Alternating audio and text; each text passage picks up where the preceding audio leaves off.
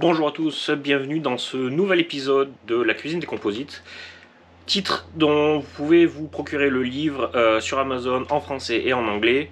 Donc ce livre va principalement être destiné aux personnes débutants dans les composites pour en comprendre plus sur ces matériaux, comment les utiliser et avec une approche plus ludique que les livres de littérature classique que l'on va trouver pour commencer à en savoir davantage sur ces matériaux.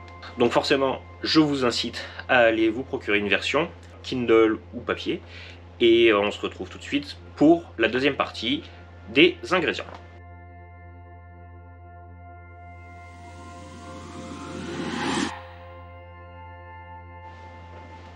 Je me répète, mais des matériaux composites sont constitués d'au minimum deux matériaux différents qui sont non miscibles et dont on va obtenir le bénéfice et aussi les inconvénients de chacun de ces matériaux. Souvent, ils sont constitués de fibres et de résine.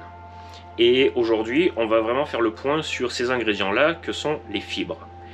Donc, on entend souvent parler de fibres de carbone, fibres de verre, Kevlar, aramide, Dynéma, etc. Ce qu'il faut comprendre, c'est que les fibres apportent la majorité des propriétés mécaniques à la pièce. Donc on va d'abord commencer par explorer ce que sont les fibres de verre qui sont majoritairement employées dans le domaine, dans le marché du composite. Même si ce n'est pas aussi sexy que de parler de fibres de carbone, etc., c'est la fibre qui est forcément la plus utilisée à travers le monde car elle est peu chère. Peu chère, qu'est-ce que ça permet d'obtenir? Ça permet d'obtenir des prix compétitifs pour les produits.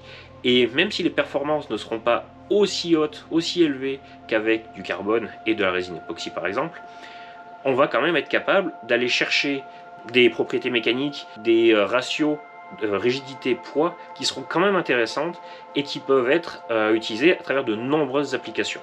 Donc ces fibres de verre, elles vont être principalement catégorisées en deux familles, les verres E, qui sont les verres standards, et les verres S, qui sont les verres un peu plus techniques, qui auront des modules d'élasticité un peu plus élevés, des modules Young un peu plus élevés, ce qui en fait donc des verres un petit peu plus rigides, plus proches du carbone, mais sans l'être vraiment. Pour obtenir ces fibres de verre, le procédé reste le même par contre. C'est-à-dire qu'il s'agit principalement de verre fondu que l'on va extruder à travers une filière pour former des centaines de milliers de filaments d'environ 13 micromètres de diamètre et ces filaments vont ensuite être assemblés donc sur des stratifiles qu'on a vu plus tôt ou des tows en anglais pour former une corde mais qui ne sera pas enroulée de ces différents filaments.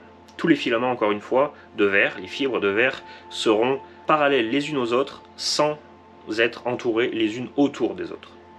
Une fois que ces filaments, ces fibres sont extrudés et refroidis, on vient également appliquer ce qu'on appelle un agent de sizing ou un enzymage. L'enzymage va principalement permettre d'améliorer l'adhésion entre la surface de la fibre et la résine avec laquelle elle va être utilisée, mais aussi permettre de limiter ou en tout cas de retarder au plus possible les bris, notamment les ruptures de l'interface résine-fibre. Donc on améliore le contact, on améliore le collage finalement, et en faisant ainsi, on améliore la durée de vie du produit que l'on utilise. Les fibres de verre de type E sont principalement utilisées, pourquoi? Parce qu'elles sont les plus simples à fabriquer et les moins chères à fabriquer. Elles vont coûter entre 8 et 12 fois moins cher que les fibres de verre de type S, qui elles du coup se rapprochent beaucoup plus du tarif des fibres de carbone, sans pour autant en avoir les performances mécaniques. Par contre, cela peut représenter un avantage si on a besoin que les fibres qui vont être utilisées dans le produit ne soient pas conductrices. En effet, la fibre de carbone est hautement conductrice de chaleur, mais aussi d'électricité.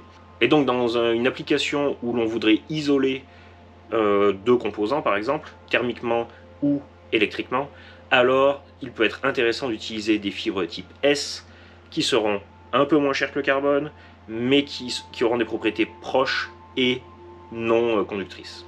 Les fibres de verre E, quant à elles, vont être utilisées dans les applications requérant de grands volumes.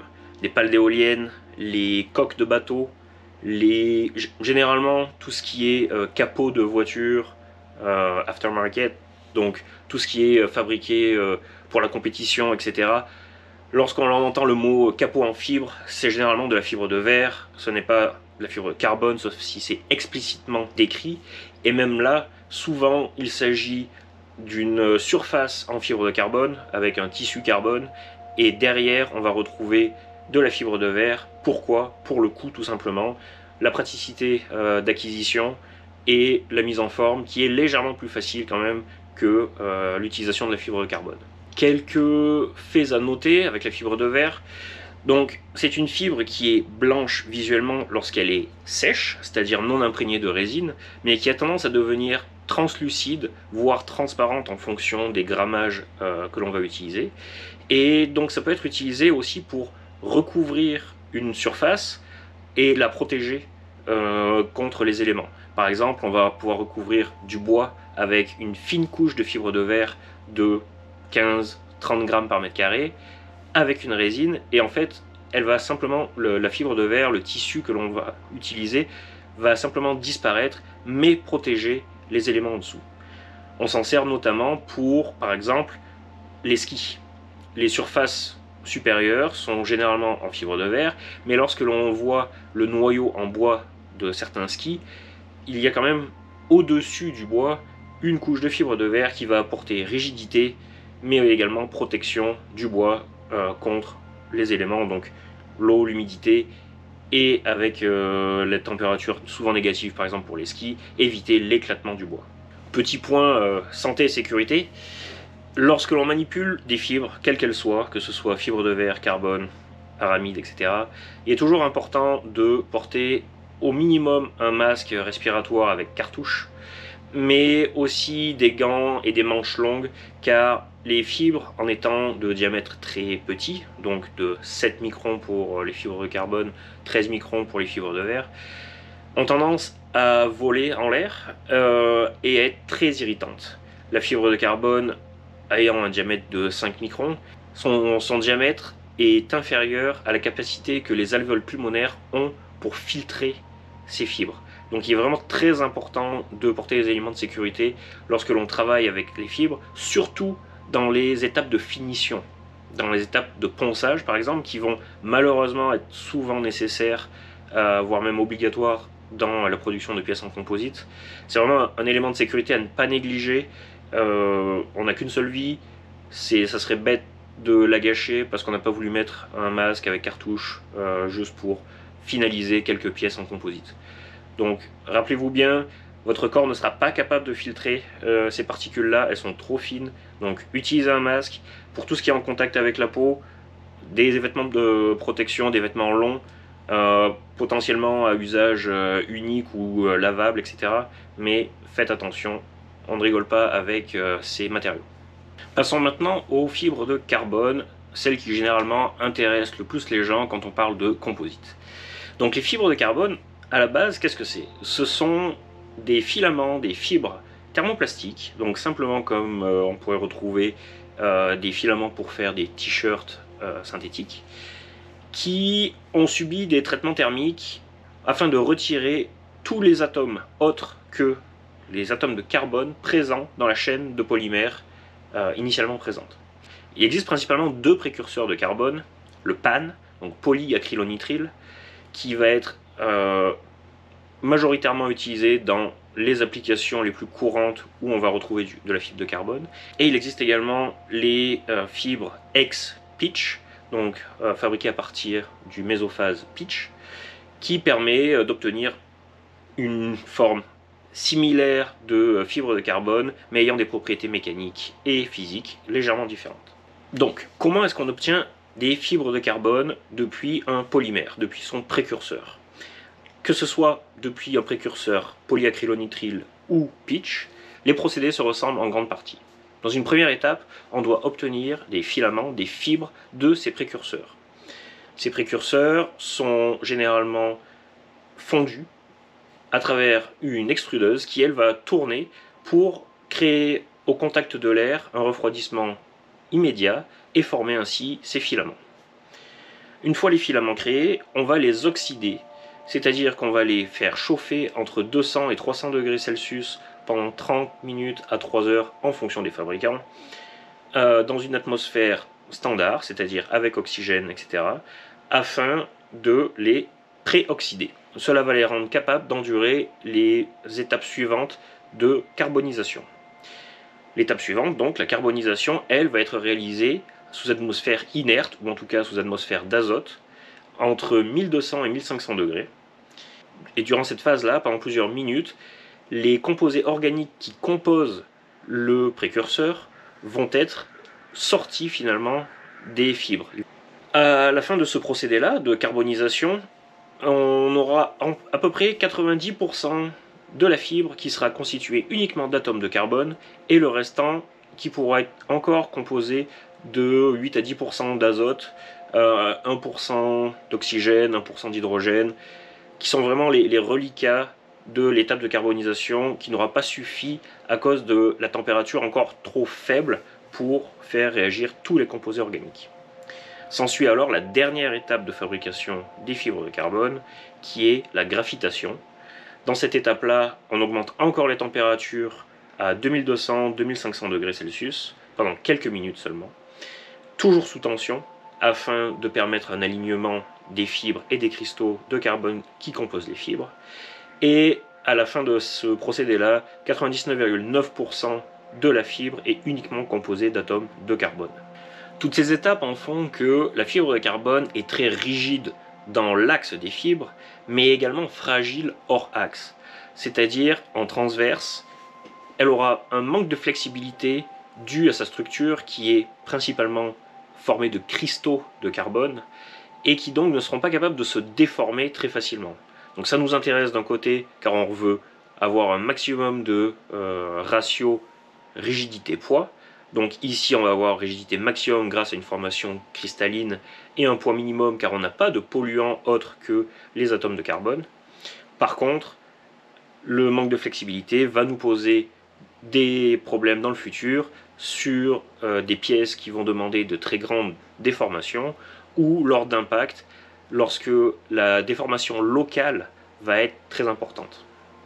Étant donné que les procédés pour obtenir les fibres de carbone sont bien plus complexes que ceux utilisés pour obtenir des fibres de verre, le prix est également plus élevé.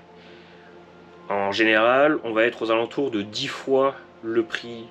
C'est-à-dire que si le prix pour de la fibre de verre est environ de 2 euros au kilo, le prix pour de la fibre de carbone en bobine, sous forme de spool, sera environ 20 à 25 euros par kilo. À cela, il faut rajouter les procédés de tissage, parce que généralement on utilise les fibres de carbone sous forme de tissu ou sous forme d'unidirectionnel. Et ce travail-là, comme les fibres sont moins malléables, sont moins flexibles, demande d'être opéré à des vitesses plus faibles que celles avec la fibre de verre ou d'aramide. Et donc là encore, les surcoûts ajoutés par les tisseurs et les fabricants vont s'ajouter. Et on se retrouve avec des tissus carbone qui peuvent être entre 10, 15 à 20 fois plus chers que des tissus similaires en fibre de verre. Pour ces raisons-là, les fibres de carbone sont généralement utilisées avec parcimonie dans les applications qui ont un réel besoin de rigidité et de ratio de performance, ratio rigidité-poids. Si le poids n'est pas un facteur et que la rigidité ne l'est pas non plus, qu'il vous faut une surface relativement rigide, comme encore une fois des capots de voiture, etc., alors la fibre de verre sera un bien meilleur allié qui vous permettra de faire des pièces de gros volume, beaucoup plus légères malgré tout que des pièces en métal, en bois ou autres matériaux, mais relativement peu coûteuses comparées à du carbone. Lorsque l'on veut faire une pièce similaire en carbone, c'est vraiment une pièce destinée à de la performance où on va essayer d'optimiser le poids et la rigidité. C'est souvent aussi pour ça que, par exemple, sur les automobiles de course, on voit fréquemment des capots, des ailerons, etc. casser très facilement ou se déformer à haute vitesse. C'est comme on essaye d'optimiser le poids, on va essayer d'obtenir juste une rigidité suffisante pour l'application, mais qui en soi n'est pas dérangeante si la pièce venait à se déformer légèrement. Donc on vient enlever du poids en mettant le minimum de couches nécessaires, et on se retrouve avec des pièces qui sont suffisantes pour l'application, mais très légères. Et donc un gain en performance pour accélérer, freiner, tourner, etc.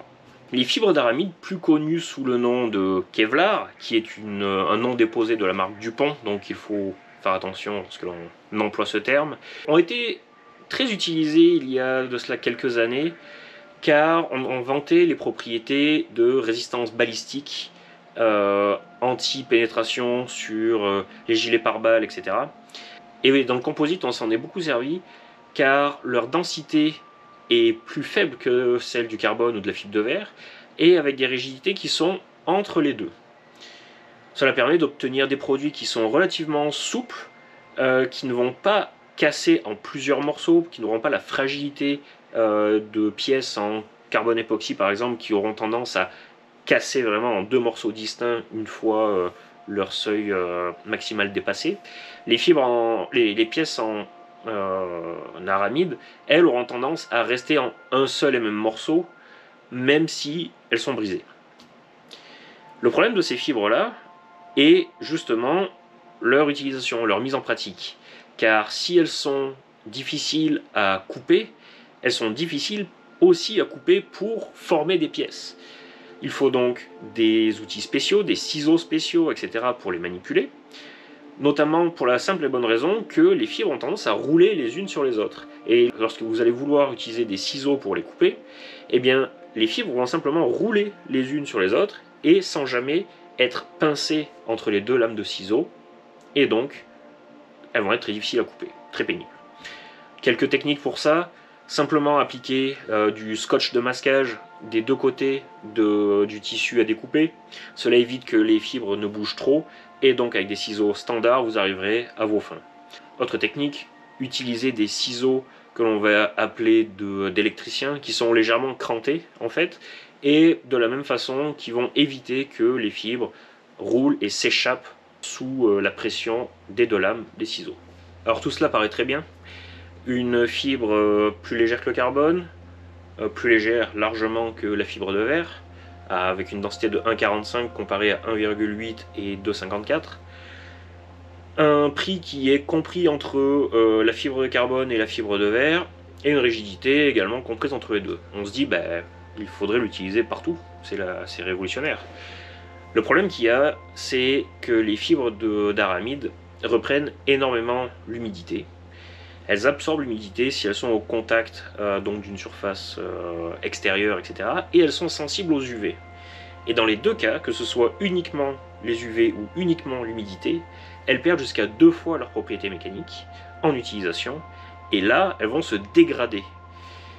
C'est-à-dire que si vous avez des applications comme il y a eu dans le passé, où on va avoir de la fibre d'aramide exposée aux UV, dans des applications extérieures, dans des produits extérieurs, comme par exemple des canoës et kayaks, ou même, encore une fois, pour refaire un lien avec l'automobile, sur les panneaux de portes de voitures de course, etc.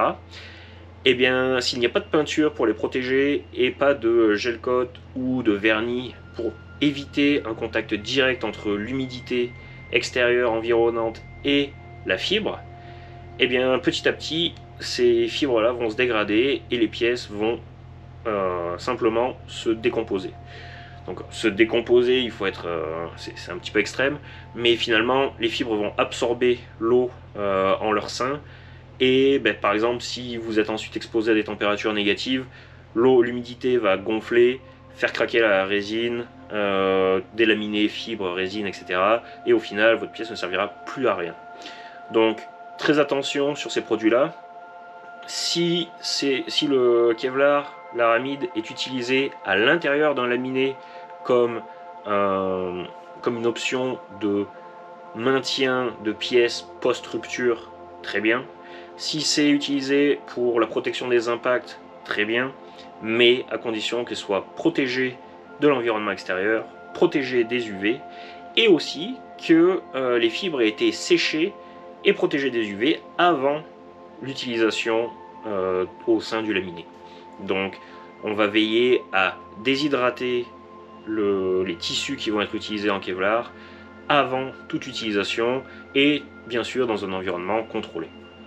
Il nous reste à voir deux types de fibres qui sont de plus en plus populaires dans les applications composites, à savoir les fibres synthétiques, thermoplastiques, et les fibres naturelles issues de l'agriculture.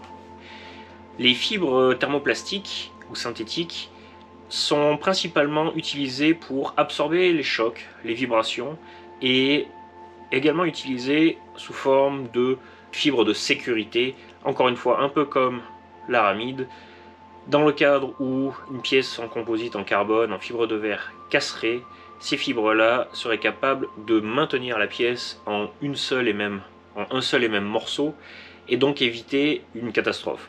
Par exemple, un guidon de vélo pourrait venir casser, et s'il n'y avait pas ce genre de fibre pour retenir le guidon en un seul morceau, alors ça serait la chute assurée pour le pilote, et également il pourrait se faire très mal en tombant sur l'avant du vélo, etc. En utilisant un élément de sécurité comme les fibres thermoplastiques, même s'il y a bris, le guidon va rester en un seul et même morceau, oui, se déformer, peut-être chuter, etc. Mais au moins les contrôles vont quand même rester accessibles et positionnés au bon endroit. On peut retrouver le même exemple dans les bâtons de gardien de but pour le hockey sur glace, mais aussi dans les applications sport motorisé, où quand bien même il y aurait un bris dû à un impact, on aimerait pouvoir arriver à la fin de la course avec une voiture en un seul et même morceau. Attention, cependant, ces fibres thermoplastiques ont des modules d'élasticité et de rigidité beaucoup plus faibles que les fibres de verre, fibres de carbone et d'aramide, ce qui fait qu'elles ne sont pas structurelles à proprement parler et elles ne répondent même pas à la loi des mélanges que l'on a vu plus tôt. C'est-à-dire que leur utilisation doit vraiment être faite avec parcimonie, ou alors dans le cadre où l'on souhaite obtenir une pièce très souple. Elle pose aussi notamment un inconvénient de découpe, car comme le Kevlar, comme l'aramide, elles vont avoir tendance à glisser lors de la découpe, être difficiles à couper. Et également en termes de finition. Il est très difficile de poncer, de sabler, de finir une pièce avec ce type de fibre en surface. En effet, lorsque l'on va venir poncer, la résine thermodurcissable qui est généralement utilisée pour maintenir ces fibres, elle est cassante. Donc lorsque l'on va poncer, on va venir enlever, arracher des petits morceaux de cette résine-là à une échelle microscopique et faire apparaître, mettre à nu les fibres thermoplastiques qui, elles, ne casseront pas. Elles vont au contraire s'allonger, surtout dû à la chaleur provoquée par le ponçage.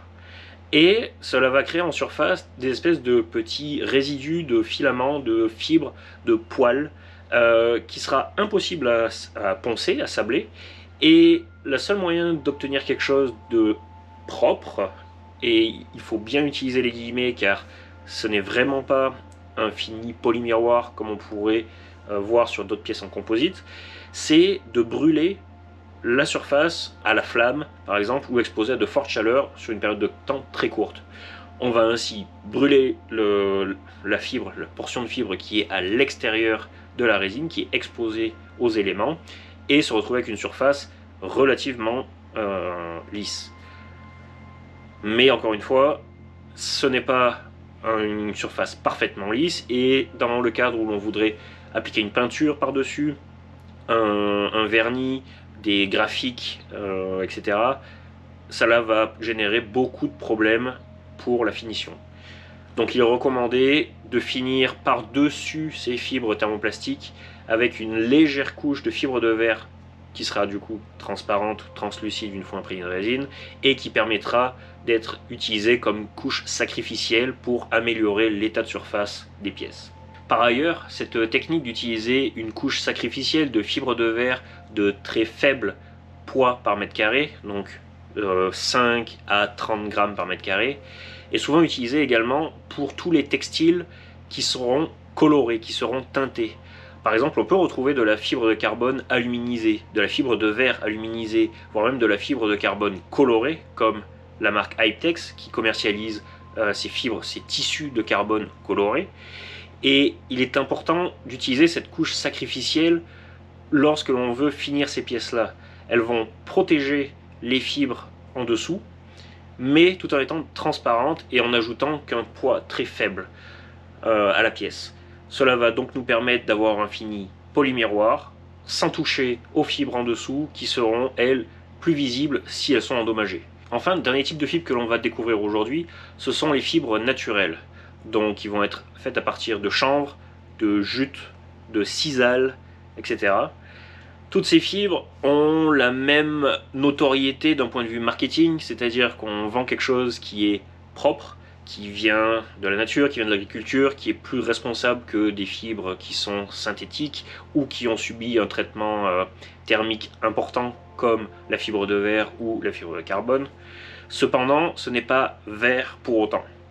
En effet, pour fabriquer les tissus ou les fibres naturelles, il y a énormément de procédés mécaniques, chimiques qui sont utilisés pour nettoyer les fibres, pour les obtenir, pour les réagglomérer ensemble, pour être certain de n'avoir que de la fibre et pas de résidus, pour qu'elles ne pourrissent pas en étant exposées à l'eau, etc. Et il faut comprendre que tout ce qui provient de la nature est par définition différent de fois en fois. Il n'y a pas deux arbres qui soient identiques dans la nature, il n'y a pas deux êtres humains qui soient identiques dans la nature. C'est la même chose pour les fibres naturelles.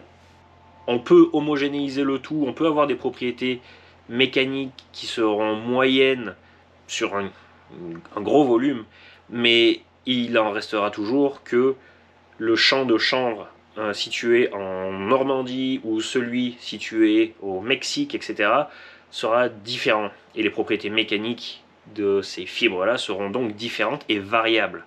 Elles seront variables, encore une fois, en propriétés mécaniques, mais aussi en couleur.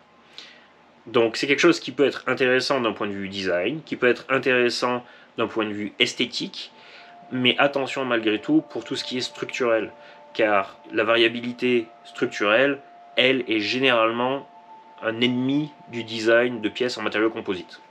On essaie généralement d'être le plus précis et le plus constant possible dans la fabrication de ces pièces, et instaurer de la variabilité comme celle-ci, c'est un risque que l'on peut mesurer que jusqu'à un certain niveau. Attention aussi, ces fibres sont bel et bien naturelles, mais une fois mélangées à la résine thermoplastique ou thermodurcissable, le composite fabriqué, lui, n'est pas forcément recyclable en soi, parce qu'il faudrait à nouveau dissocier les fibres de la résine pour pouvoir les réutiliser ou les faire composter, etc., comme on pourrait l'entendre avec des fibres issues d'un milieu naturel. Donc oui, pour le côté éco-friendly du début de vie, et encore, comme on l'a vu, les traitements qui sont associés à ça pour arriver à des fibres utilisables ne sont pas si éco-friendly que ça. Et une fois mélangé à la résine, on en revient au même problème que pour les composites à fibre de verre, carbone, aramide. On ne peut pas vraiment les recycler, à part les upcycler, par exemple, en venant utiliser un procédé que, par exemple, nous avons développé chez C7 Composites pour pouvoir transformer n'importe quel produit composite obsolète en des articles à très longue durée de vie sous forme généralement de panneaux. Mais tout ça, ça sera dans une autre vidéo, dans une autre série, le recyclage des matériaux composites. Pour clore cette vidéo, je vous invite à mettre en pause la vidéo pour regarder les différents tableaux qui vont être présentés, qui finalement vont comparer les propriétés mécaniques, les prix, les densités des différentes fibres que l'on a vues aujourd'hui. Et n'hésitez pas à laisser un commentaire pour en savoir plus, à suggérer de nouveaux thèmes, à suggérer de nouveaux sujets. Si vous voulez en savoir plus sur un point en particulier, n'hésitez pas à le laisser en commentaire, partager, liker. Et puis sinon, on se revoit dans une prochaine vidéo très bientôt pour continuer notre cuisine des composites. A bientôt!